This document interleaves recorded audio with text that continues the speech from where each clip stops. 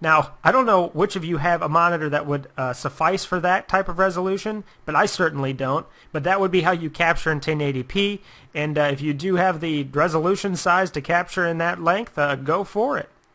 After you've set your region, basically what you need to do at that point is select your option and do video options. Now this will let you select your Cam Studio lossless codec, and after you've selected that, drag your indicator up to highest quality possible, select configure, make sure the LZO fast encoding is selected, and then select OK.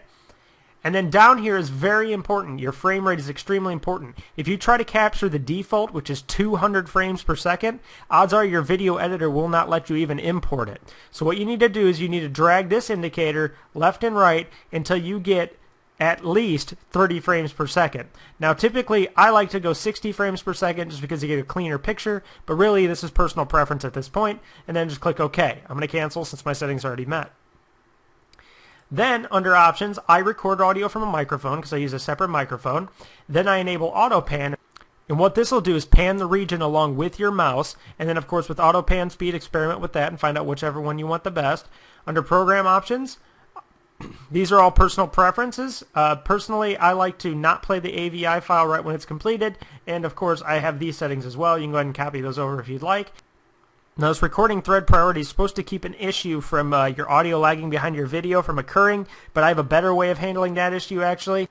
One of the most common issues you guys will have is that audio issue where the audio is lagging behind the video. Now that's mostly because of the processor that you're running.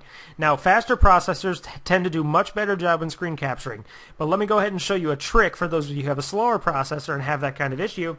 Just press Control-Alt-Delete. That brings up your processes. Select the recorder, right click on it, click set priority, and set it to real time, and then check yes. Now what that's going to do is it's going to have your processor dedicate all of its processing power to this recorder no matter what you're running. Yes, this will slow down other programs you're going to be running while you're recording, but it's better to have those programs slow down than to have your whole video ruined because your audio got all chopped up. And one last thing you're going to want to do is you're going to want to go to Options, and I forgot to mention this, you want Audio Options, and then you want to go Audio Options for microphone, and for those of you who want to record in CD quality audio, make sure you set it to 44.1 kilohertz stereo 16-bit, and then select OK. And that's really all there is to it. Just to overview, you select your region, and you do a fixed region, you make it one of the resolutions that's supported by 720p, 1080p, or a ratio thereof.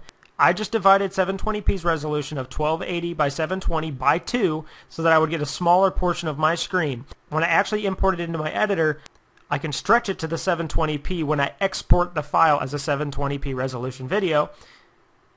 Then you go to Options, you want to record from your microphone, you want to change your audio options to CD quality audio, you want to enable your auto pan so you can scroll along with your mouse, of course if you want this. Then you want to change your auto pan speed, get whatever preferences you want.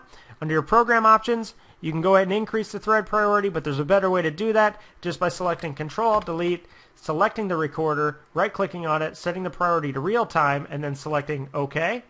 Close it out, and then you press the record button, and you'll have a fixed box that you can click. And when you click, it'll start recording in that exact resolution, and that's all there is to it. Thanks for stopping by. I hope this answered your guys' questions. I know this ran a little long, but I wanted to be as detailed about it as possible so you guys could get a good picture of how to capture in 720p and 1080p. Now, most of you probably aren't going to capture in 1080p because the resolution is so ridiculously high. Now, remember, you can always divide the actual resolution by 3 or 4. Just remember, divide both the width and the height by 3 or 4 or 5 or 6 or whatever amount you want to divide it by, so you can capture a smaller picture on your screen that actually can be stretched to the actual 16 by 9 1080p ratio. It's not true high def, but it will export that way, and lots of times people won't notice the difference. Thank you all for stopping by. As always, leave comments and ratings, and don't forget to subscribe. Thanks again.